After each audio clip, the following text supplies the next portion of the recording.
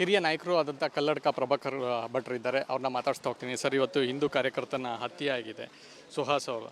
ಇದಕ್ಕೆ ಸಂಘ ಪರಿವಾರ ಯಾವ ರೀತಿಯಾದಂಥ ಒಂದು ಧ್ವನಿಗೂಡಿಸುತ್ತೆ ಮತ್ತು ಈ ಹತ್ಯೆಯನ್ನು ಯಾವ ರೀತಿ ಖಂಡಿಸುತ್ತೆ, ಯಾವ ರೀತಿ ಈ ಹತ್ಯೆಯನ್ನು ಖಂಡಿಸುತ್ತೆ? ಬರೀ RSSನ ಕೆಲಸ ಅಲ್ಲ, ಇದು ಇಡೀ ಹಿಂದೂ ಸಮಾಜನೇ ತನ್ನ ರಕ್ಷಣೆಗೆ ತಾನು ಸಿದ್ಧರಾಗಿರಬೇಕಾದಂಥ ಅವಶ್ಯಕತೆ ಇದೆ ಅಂತ. ಜಿಹಾದಿ ಮಾನಸಿಕತೆ ಕಳೆದ 1000 ವರ್ಷದಿಂದ ಇದೆ ಈ ದೇಶದಲ್ಲಿ. ಅವ್ರು ಮಾಡ್ತಾನೆ ಬಂದಿದ್ದಾರೆ. ಅದನ್ನು ಈಗ ಮುಂದುವರಿಸುವಂಥದ್ದು. ಮೊನ್ನೆ ಪೆಹಲ್ಗಾವ್ನಲ್ಲಿ ಮಾಡಿದರು. ಅದು ಎಲ್ಲರಿಗೂ ಒಂದು ದಿಕ್ಸೂಚಿ. ಅದು ಜಿಹಾದಿ ಮುಸಲ್ಮಾನರು ಏನು ಮಾಡಬೇಕು ಅಂತ ಇದ್ದಾರೆ ಅಂತ. ಅದರದ ಮುಂದಿನ ಭಾಗ ದಕ್ಷಿಣ ಕನ್ನಡ. ಯಾಕಂದರೆ ಇದೊಂದು ಹಿಂದೂಗಳ ಒಂದು ಭದ್ರವಾದ ಕೋಟೆ. ಅದಕ್ಕೋಸ್ಕರ ಇಲ್ಲೇ ಹೊಡಿಬೇಕು, ಇಲ್ಲೇ ಒಂದು ಭಯದ ವಾತಾವರಣ ನಿರ್ಮಾಣ ಮಾಡಬೇಕು ಅಂತ ಹೇಳುವಂಥ ಉದ್ದೇಶದಿಂದ ಅವರು ಮಾಡಿರ್ತಾರೆ. ಸರ್ಕಾರಕ್ಕೆ ಯಾವ ರೀತಿಯಾದಂಥ ಒಂದು ಸೂಚನೆಯನ್ನು ಕೊಡ್ತಾರೆ ಸರ್? ಯಾಕಂದರೆ ಪ್ರತಿ ಬಾರಿ ಈ ರೀತಿ ಮಂಗಳೂರಿನಲ್ಲಿ ಘಟನೆ ಆಗ್ತಾ ಇದೆ. ಸೊ ಹಿಂದೆ ಕೂಡ ಆಗಿತ್ತು. ಆಗ ಭಾಳಷ್ಟು 144 ಸೆಕ್ಷನ್ ಅಥವಾ ಗೋಲಿಬಾರ್ ಈ ರೀತಿಯಾದಂಥ ಘಟನೆಗಳೆಲ್ಲವೂ ಕೂಡ ಇನ್ನೂ ಕೂಡ ಕಣ್ಮುಂದೆ ಇದೆ. ಅಲ್ಲೇ ಸರ್ಕಾರ ಎಚ್ಚರದಿಂದ ಇದ್ದರೆ ಈ ಘಟನೆನೇ ಆಗ್ತಿರಲಿಲ್ಲ. ನನಗೆ ಗೊತ್ತಿದ್ದ ಹಾಗೆ ಪೊಲೀಸರಿಗೂ ಇದರ ಸುದ್ದಿ ಬಂದಿತ್ತು. ಪೊಲೀಸರು ಹೇಳ್ತಾರೆ ಅವರ ಕೈಯಲ್ಲಿ ಅಸ್ತ್ರಗಳಿತ್ತು, ಅದನ್ನು ತೆಗೆಸಿದರು. ಅದಾಗಿ 2 ದಿವಸದಲ್ಲೇ ಇವರ ಮೇಲೆ ಆಕ್ರಮಣ ಆಗಿದೆ. ಸೊ ಸೂಚನೆ ಹೋಗಿರಬೇಕು, ಅವರ ಕೈಯಲ್ಲಿ ಏನಿಲ್ಲ, ಯಾವುದೂ ಇಲ್ಲ, ಅದಕ್ಕೋಸ್ಕರ ನೀವು ಆಕ್ರಮಣ ಮಾಡಿ ಅಂತ ಸೂಚನೆ ಹೋಗಿರಬೇಕು. ಅದಕ್ಕೋಸ್ಕರ ಸರ್ಕಾರವನ್ನು ನಾವೇನು ನಂಬಿ ಕೂತ್ಕೊಳ್ಳಿ. ಪಾಪ ಪೊಲೀಸರು ಒಳ್ಳೆಯವರು ಇರ್ತಾರೆ, ಏನು ಮಾಡೋದು? ಪೊಲೀಸರು ಏನು ಮಾಡಲಿಕ್ಕೆ ಸಾಧ್ಯ ಇಲ್ಲ ಅಂತ ಅವರನ್ನು ಕೈಕಟ್ಟಿಸುವಂಥ ಒಂದು ಪ್ರಯತ್ನವನ್ನು ಇಲ್ಲಿ ಮಾಡಿದ್ದಾರೆ. ಅದಕ್ಕೋಸ್ಕರ ಅವರಿಂದ ನಾವೇನು ಭಾರಿ ದೊಡ್ಡ ನಿರೀಕ್ಷೆ ಮಾಡ್ತಾಯಿಲ್ಲ. ಸರ್ಕಾರ ಹಾಗೆ ಇರೋದು. ಒಟ್ಟು ಅವರಿಗೆ ಮುಸಲ್ಮಾನರು ತಮ್ಮನ್ನು ನಾಳೆ ನುಗ್ಗುತ್ತಾರೆ ಅಂತ ಅವರಿಗೆ ಗೊತ್ತಿಲ್ಲ. ನಾಳೆ ಸಿದ್ದರಾಮಯ್ಯನ ಬಿಡ್ತಾರಾ ಅಥವಾ DK ಶಿವರನ್ನು ಬಿಡ್ತಾರಾ, ಪರಮೇಶ್ವರನ ಬಿಡ್ತಾರಾ, ಎಲ್ಲರ ಮೇಲೂ ಆಕ್ರಮಣ ಮಾಡುವರು. ಯಾಕಂದರೆ ಪೆಹಲ್ಗಾಂವ್ ಅದಕ್ಕೆ ನಾನು ಹೇಳಿದ್ದು ದಿಕ್ಸೂಚಿ ಒಂದು ಘಟನೆ ಅದು ಅಂತ ಆ ರೀತಿ ಮಾಡ್ತಾರೆ. Thank you. ಇದಿಷ್ಟು ಕಲ್ಲಡ್ಕ ಪ್ರಭಾಕರ್ ಭಟ್ರ ಮಾತು. ಕ್ಯಾಮ್ ಪರ್ಸನ್ ಕೃಷ್ಣ ಜೊತೆ ಚಂದ್ರಶೇಖರ್, ರಿಪಬ್ಲಿಕ್ ಕನ್ನಡ, ಬೆಂಗಳೂರು. ಹಿರಿಯ ನಾಯಕರು ಆದಂಥ ಕಲ್ಲಡ್ಕ ಪ್ರಭಾಕರ್ ಭಟ್ರು ಇದ್ದಾರೆ. ಅವ್ರನ್ನ ಮಾತಾಡ್ಸ್ತಾ ಹೋಗ್ತೀನಿ. ಸರ್, ಇವತ್ತು ಹಿಂದೂ ಕಾರ್ಯಕರ್ತನ ಹತ್ಯೆ ಆಗಿದೆ, ಸುಹಾಸ್ ಅವರು.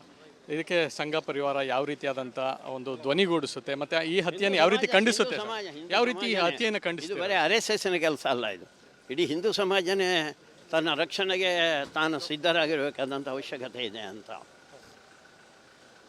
ಜಿಹಾದಿ ಮಾನಸಿಕತೆ ಕಳೆದ 1000 ವರ್ಷದಿಂದ ಇದೆ ಈ ದೇಶದಲ್ಲಿ.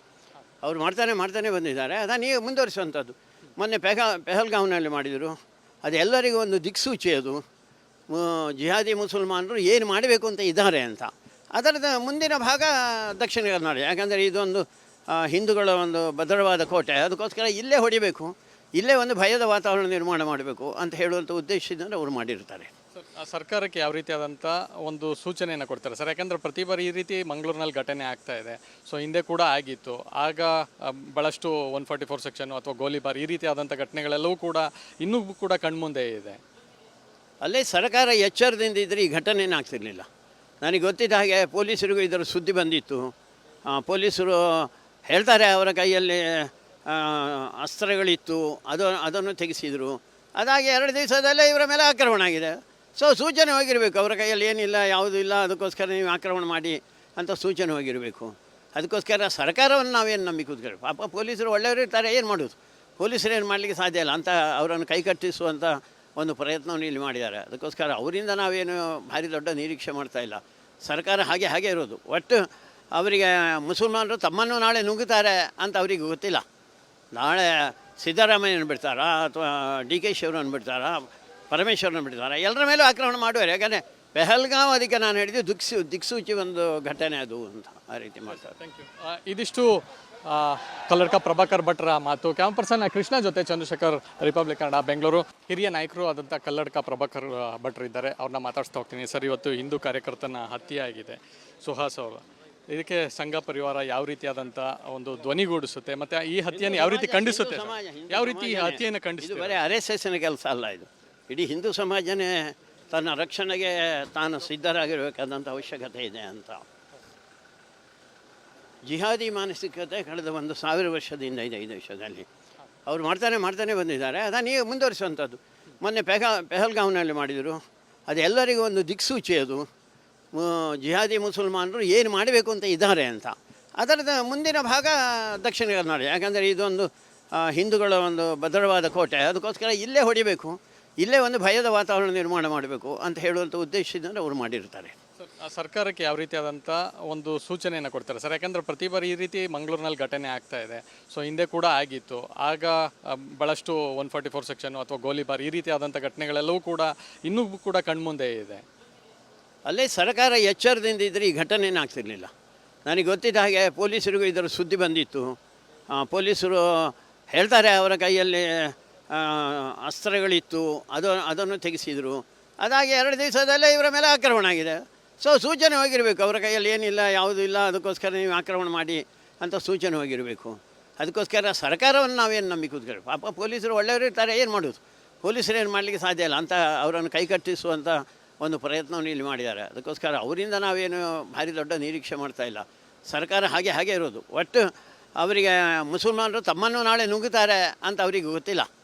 ನಾಳೆ ಸಿದ್ದರಾಮಯ್ಯನ ಬಿಡ್ತಾರಾ ಅಥವಾ DK ಶಿವರನ್ನು ಬಿಡ್ತಾರಾ, ಪರಮೇಶ್ವರನ ಬಿಡ್ತಾರಾ, ಎಲ್ಲರ ಮೇಲೂ ಆಕ್ರಮಣ ಮಾಡುವರು. ಯಾಕಂದರೆ ಪೆಹಲ್ಗಾಮ್ ಅದಕ್ಕೆ ನಾನು ಹೇಳಿದ್ದು ದಿಕ್ಸೂಚಿ ಒಂದು ಘಟನೆ ಅದು ಅಂತ ಆ ರೀತಿ ಮಾಡ್ತಾರೆ. Thank you.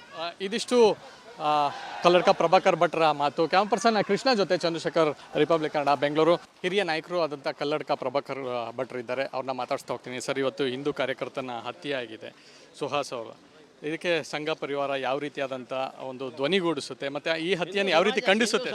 ಯಾವ ರೀತಿ ಈ ಹತ್ಯೆಯನ್ನು ಇದು ಖಂಡಿಸುತ್ತೆ? ಬರೀ RSSನ ಕೆಲಸ ಅಲ್ಲ, ಇದು ಇಡೀ ಹಿಂದೂ ಸಮಾಜನೇ ತನ್ನ ರಕ್ಷಣೆಗೆ ತಾನು ಸಿದ್ಧರಾಗಿರಬೇಕಾದಂಥ ಅವಶ್ಯಕತೆ ಇದೆ ಅಂತ.